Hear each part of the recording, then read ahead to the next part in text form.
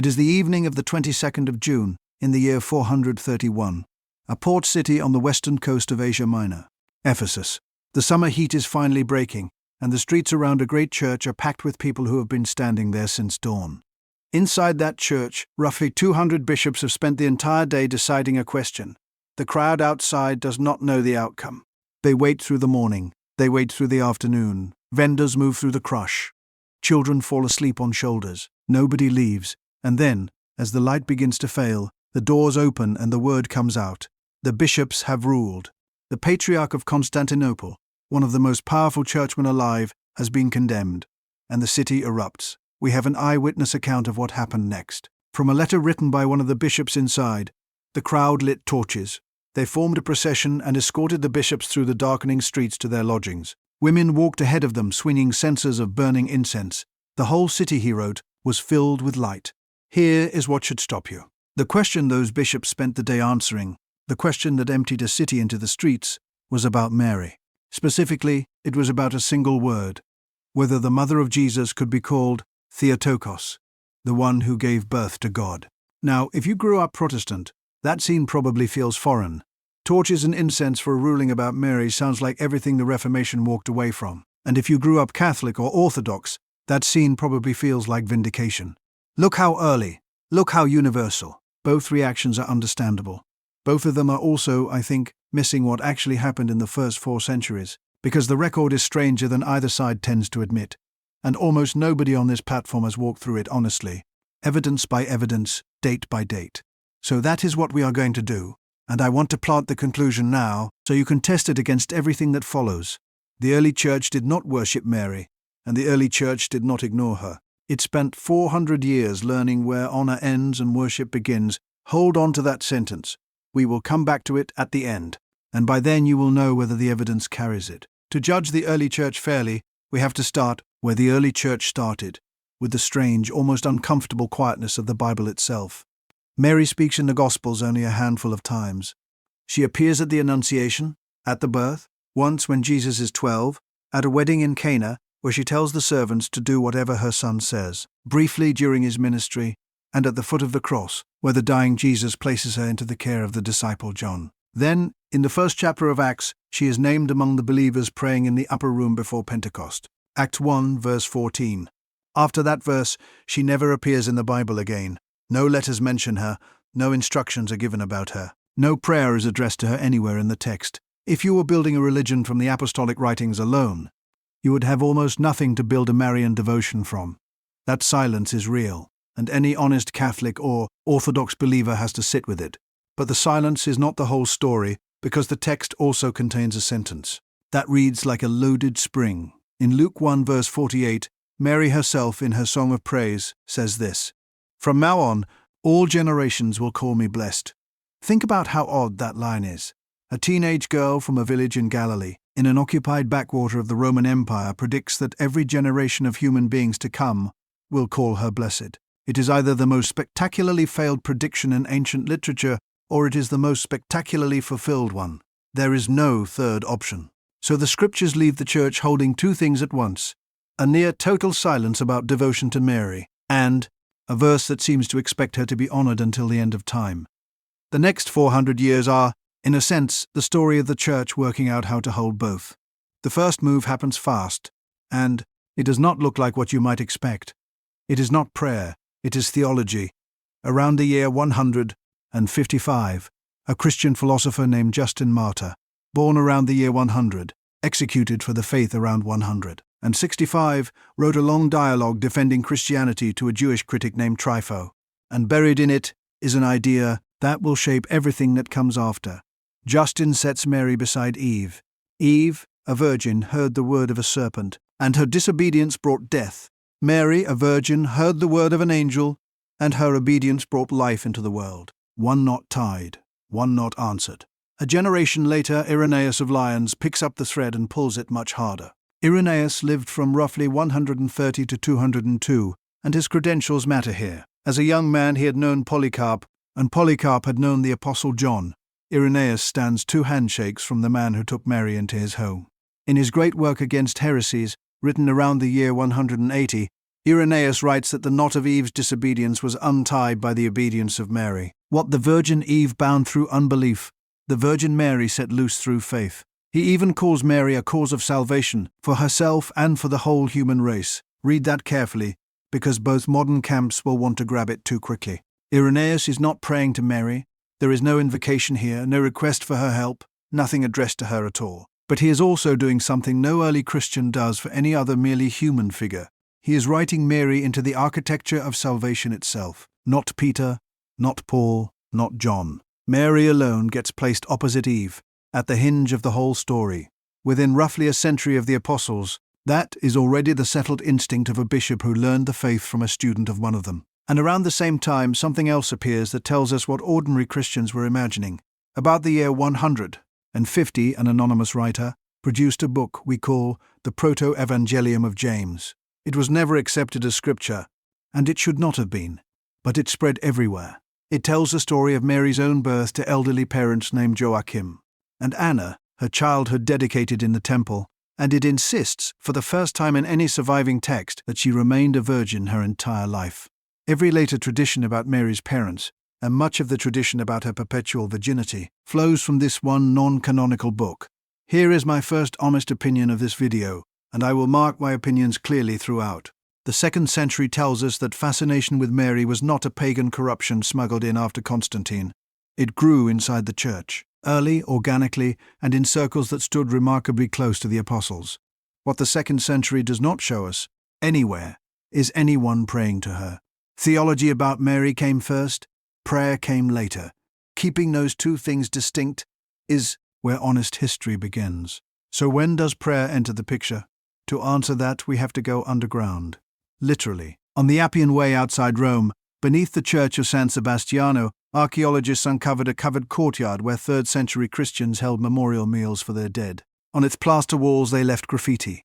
Around 600 separate scratchings, mostly from the second half of the 200s. And the graffiti are prayers. Not prayers to God about Peter and Paul. Prayers asking Peter and Paul. One reads, in blunt Latin, Paul and Peter pray for Victor. Another, Peter and Paul remember us.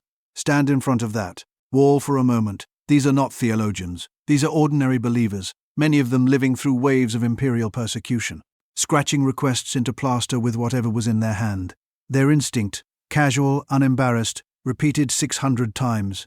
Is that the martyr dead or alive in Christ, and can be asked to pray exactly the way you would ask a living friend?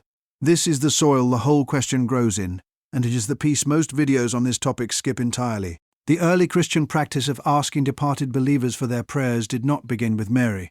It began with the martyrs. Mary, notice, was not a martyr, which means she actually entered this devotional world slightly behind Peter, Paul, and the local heroes of the persecutions. Around the same decades, in the catacomb of Priscilla on the other side of Rome, someone painted a small fresco of a woman nursing an infant, while a figure beside her points to a star. The Vatican dates it to roughly the 230s. Most scholars read it as Mary and the child Jesus, which would make it the oldest surviving image of her. Though I should label this clearly, a minority of scholars dispute the identification, and honesty requires saying so. Which brings us to the single most famous piece of evidence in this entire debate, and to a fight over a scrap of papyrus that has become, in miniature, the fight over Mary herself. In 1917, the John Rylands Library in Manchester purchased a batch of papyrus fragments out of Egypt. One of them, catalogued and finally published in 1938, is a torn rectangle about the size of your hand. On it, in Greek, is a prayer, and the prayer is addressed to Mary. We know it well, because the Church never stopped using it. In Latin it is called the sub tuum praesidium, and it is still sung today by Catholics, by the Orthodox, even in some Anglican and Lutheran settings. Under your compassion, we take refuge. Theotokos. Do not despise our petitions in time of trouble, but deliver us from danger. Only pure one, only blessed one. Pause on one word in that prayer, because it is doing more work than any other. The Greek behind under your compassion is eusplankinia. It is built from splankna, which literally means the inner organs, the guts. The ancient world located deep emotion not in the heart, but in the viscera, the place where grief and love physically ache. And here is why that matters. The Gospels use the verb form of this same word for Jesus. When he saw the crowds, he was moved with compassion, splanknizomai, moved in his guts. Whoever composed this prayer reached for the gut compassion word the Gospels reserve for Christ, and asked Mary for shelter under hers. Whatever you conclude about the prayer, its author knew exactly what vocabulary they were borrowing. Now, the fight. The papyrus was dated by one eminent papyrologist to the 200s, which is where the famous claim comes from. The one you have heard in 100 Catholic videos that Christians were praying to Mary by the year 200, and 50 before Constantine in the teeth of persecution. The scholar who actually published it was more cautious and said the 300s.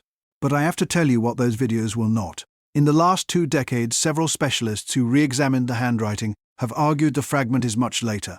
The 500s, the 600s, possibly beyond. The dating is now openly contested and no responsible historian can stand on that scrap and declare that Marian prayer existed in the year 250. The honest label is disputed and unresolved. So here is my second stated opinion, and it cuts in both directions. If you are Protestant, you should notice that losing the early date for this papyrus does not rescue the claim that praying to Mary was a medieval invention.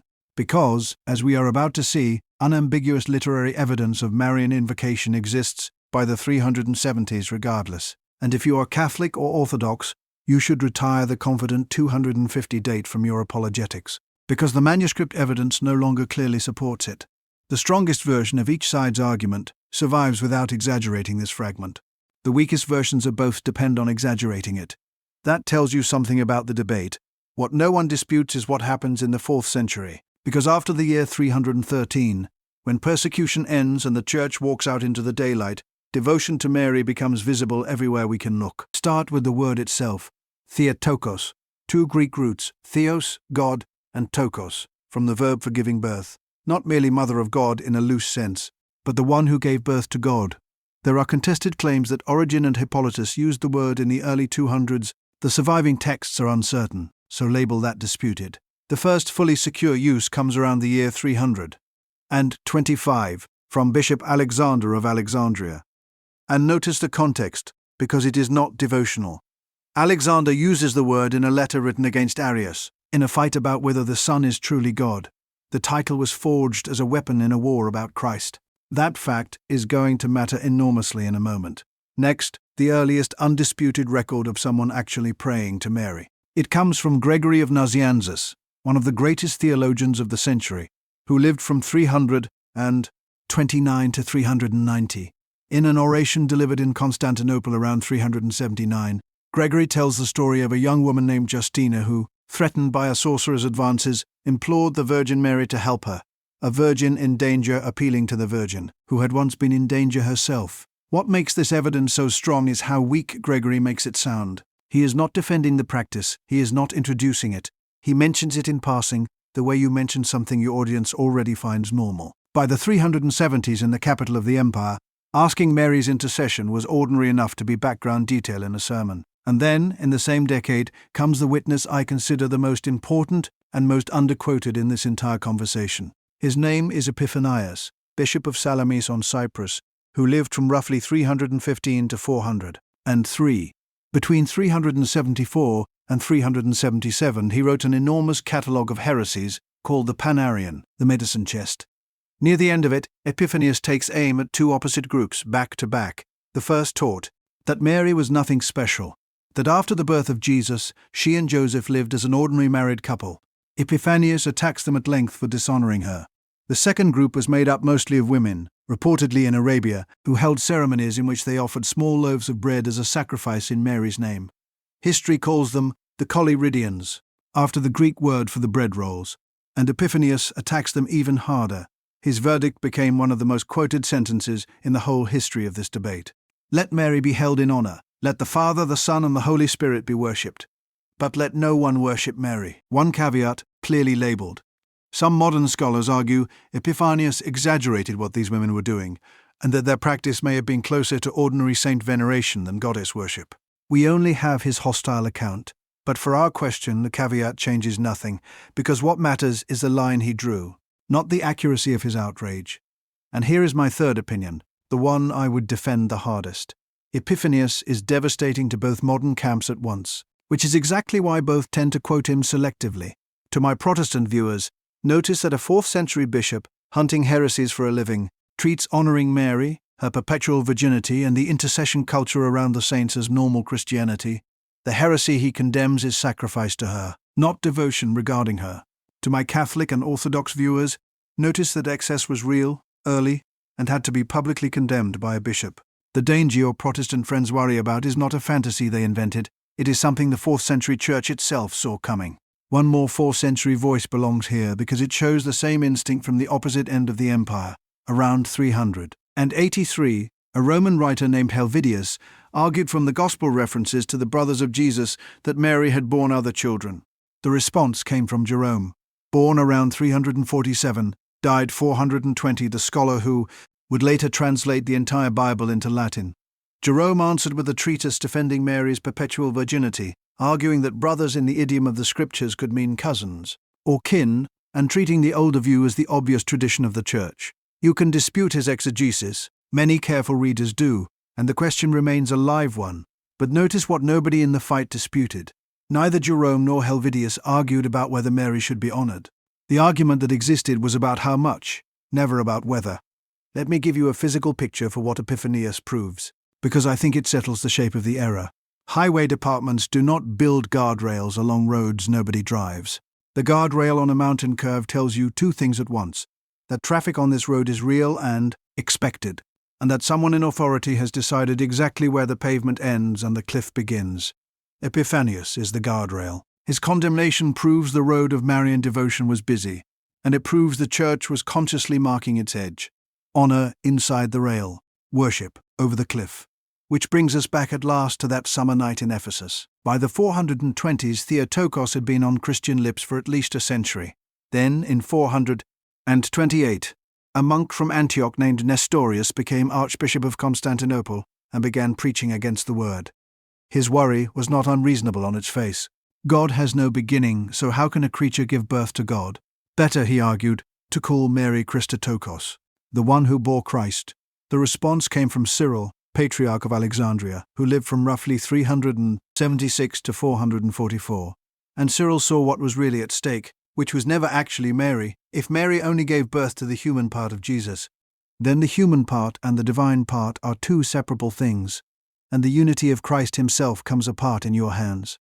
The baby in her arms was one person, and that one person was God the Son.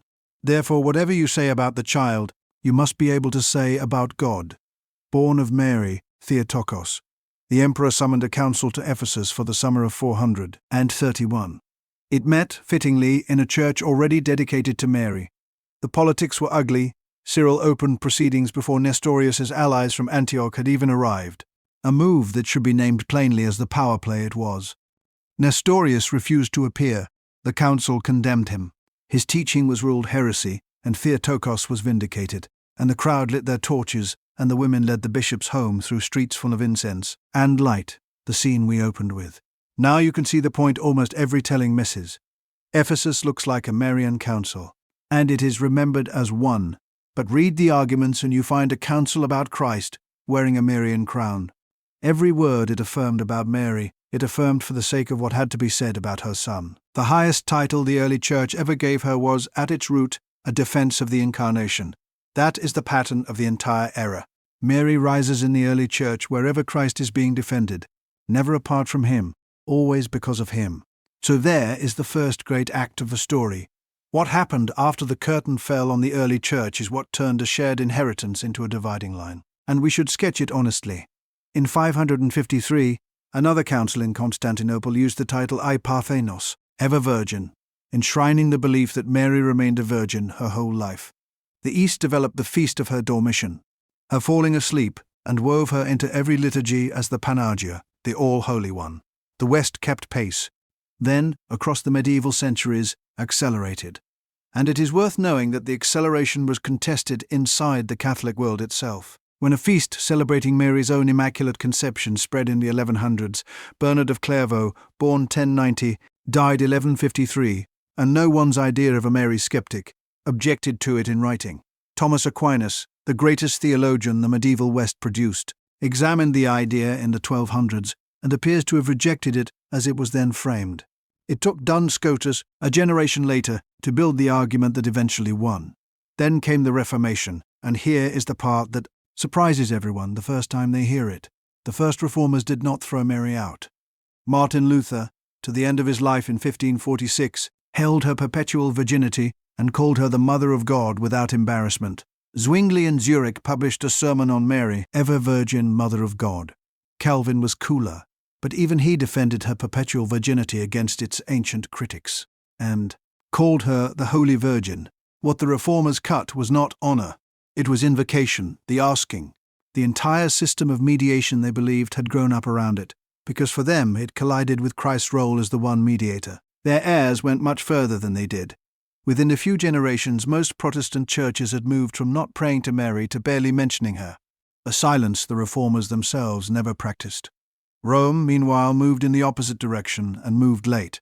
The Immaculate Conception, the belief that Mary was preserved from original sin from the first instant of her existence, was only defined as binding dogma in 1854 by Pope Pius IX, acting on his own authority without a council.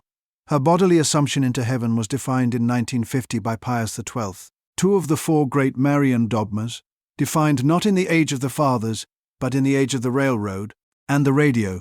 Even the Orthodox, who love Mary as intensely as anyone alive, reject the 1854 definition as an answer to a question the early Church never framed that way. So let us stand back and deliver the verdict this video promised, tradition by tradition, with the evidence on the table. If you could carry a Christian from the year 380 into a modern church, here is what I think they would recognize, and what would startle them.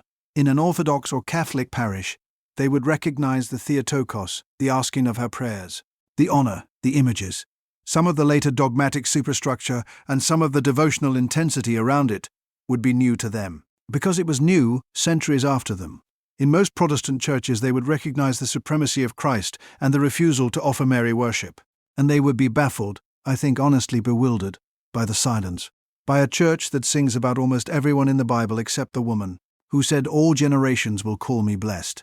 Both discomforts are earned. The early church record will not hand either side a clean victory, and any video that tells you otherwise has decided its conclusion before opening the sources. Because here is what the first 4 centuries actually show: no apostolic command to pray to Mary, and no early condemnation of asking the departed saints to pray either. Theology exalting her within 100 years of the apostles. A devotional culture of intercession rising from the graves of the martyrs. A title, Theotokos, forged to defend the deity of Christ. A bishop drawing a hard public line the moment devotion tipped towards sacrifice. Honor everywhere, worship of her nowhere permitted. Now zoom all the way out with me, because this story is bigger than a dispute between denominations. 2,000 years ago, a girl in Nazareth said yes to God and sang that every generation would call her blessed. Since then, empires that ruled her homeland have turned to dust. The languages of her persecutors are studied from textbooks. And on any given Sunday, on every continent, in churches that agree on almost nothing else, more human beings speak her name with reverence than have ever spoken the name of any other woman in history. Whatever you make of the theology, Luke 1 verse 48, came true on a scale no one writing fiction would have dared. And the reason it came true is not, finally, about her. The early church understood something we keep forgetting. Mary matters because of what happened inside her. The eternal God, who spoke galaxies into the dark, entered his own creation through the consent of a teenager. And everything the first 4 centuries said about her was an attempt to protect the staggering weight of that sentence. Guard the mother, and you guard the incarnation. That is why they fought. That is why the torches filled the streets. So here is the quiet question I will leave with you. Whichever tradition raised you, it handed you a picture of Mary. Crowned or erased or somewhere between. Now that you have seen the first 4 centuries for yourself, ask whether your picture came from the evidence, or whether the evidence has been quietly asked to sit down and agree with your picture. The early church did not worship Mary, and the early church did not ignore her. It spent 400 years learning where honor ends and worship begins. Perhaps that learning is not finished. Perhaps it was never meant to be finished in any of us. If this walk through the centuries before the split showed you something your tradition never mentioned, tell me in the comments which piece of it you had never heard. The graffiti, the papyrus, the guardrail bishop, and what you were taught about Mary growing up. I read those threads, and the next journeys into the undivided church are being chosen from them.